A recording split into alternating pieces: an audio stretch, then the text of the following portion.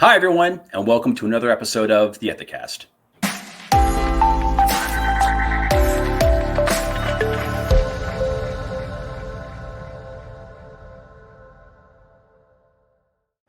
Hi, everyone. I'm your host, Bill Coffin, and our guest today is Stephen Sugrue, Chief Compliance Officer at DocGo, a leading provider of mobile medical services and transportation in 26 U.S. states and in the United Kingdom. DocGo, which is a member of the Business Ethics Leadership Alliance, has been doing some pretty impactful things when it comes to compliance surveys, which is what we'll be talking about today. Stephen, thanks so much for joining us. Pleasure to be here, Bill. Thanks for having me. Stephen, can you tell us about your compliance survey strategy at DocGo and what might set it apart from what we're seeing in other organizations? Sure. Well, here at DocGo, our compliance survey is mandatory. Most organizations have an optional survey that folks are encouraged to participate in, but here we feel so strongly that we want your opinion that we make it mandatory that you answer our survey. Now, you must receive a huge amount of actionable data from your survey practice because everybody's participating. So I guess what would you say is some of the most helpful or perhaps unexpected data that you have surfaced so far through this program?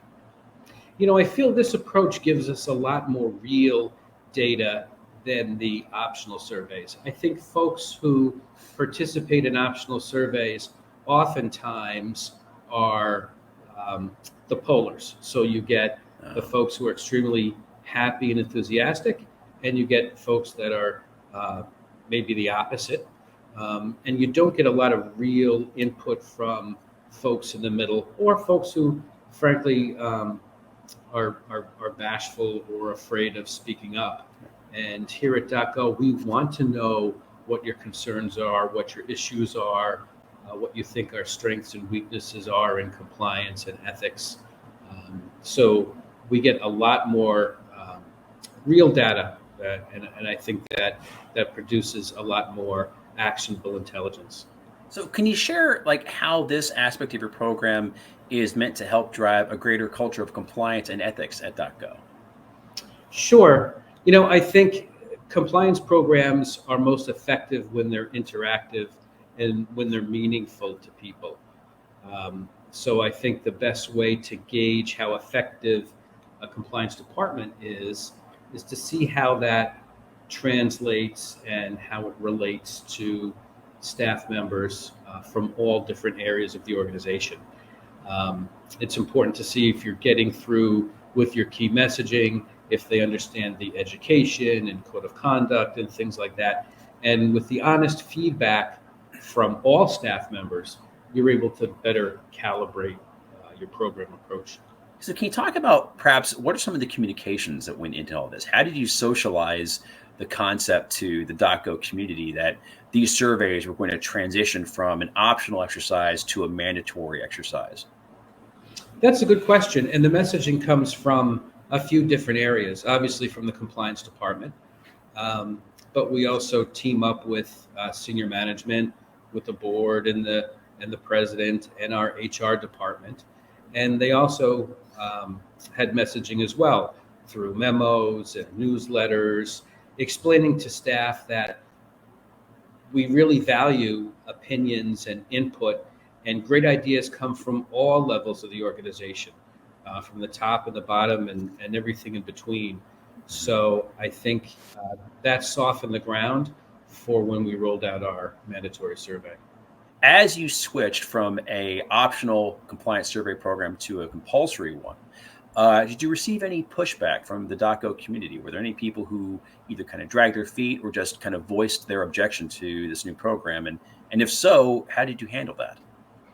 I think it received the same amount of pushback as any mandatory program, as any type of credentialing or medical or education program. There's always stragglers who have to be asked a number of times to participate. And I think you find that in any organization. But once they were explained why we wanted to hear from them, some of them were actually very impressed that we cared enough to find them and to insist that they participate. And what has the reaction been from the top of the organization? It's been very positive. It's a very ethical organization from the top down. And I think this is one of the ways that that is demonstrated. We don't want to suppress issues or sweep them under the rug. We want the issues. We want to know what concerns the staff have, so we can address them, so we can improve our programs. Compliance is always evolving. There's nothing static about anybody's compliance programs. As you start new business endeavors and have new staff members come on, there's always opportunities for seeking input to see what people's issues and concerns are, so you and the rest of the team can better address them. For somebody who's looking to set up a similar survey program to what you are running at DocGo, what would be a first good step that you would recommend to them? I think the first good step is to have buy-in, because if the compliance department is out there alone, it's harder to effectuate such sweeping changes. So through your compliance committees at the management and executive level, I think it's important to speak to those individuals and get them to understand that the more we know, the more we can do. If folks have compliance concerns or issues, they're going to be heard one way or another. It's either going to be through subversion, or folks are going to go to the government, or they'll be disengaged. So there's always a consequence of not dealing with compliance issues. So we think it's healthier and stronger and more progressive if we get staff to express their concerns. And this way, us as a team in our various departments like operations and HR have a chance to calibrate approaches to dealing with concerns. Really appreciate you speaking with us today. Thanks so much for sharing your insights about your new program. I appreciate you having me, Bill. Outstanding. Well, to learn more about DocGo, please visit docgo.com. I'm Bill Coffin, and this has been the Ethicast. For more episodes, please visit the Ethisphere YouTube channel at youtube.com/Ethisphere. Thanks for watching. We'll see you next time.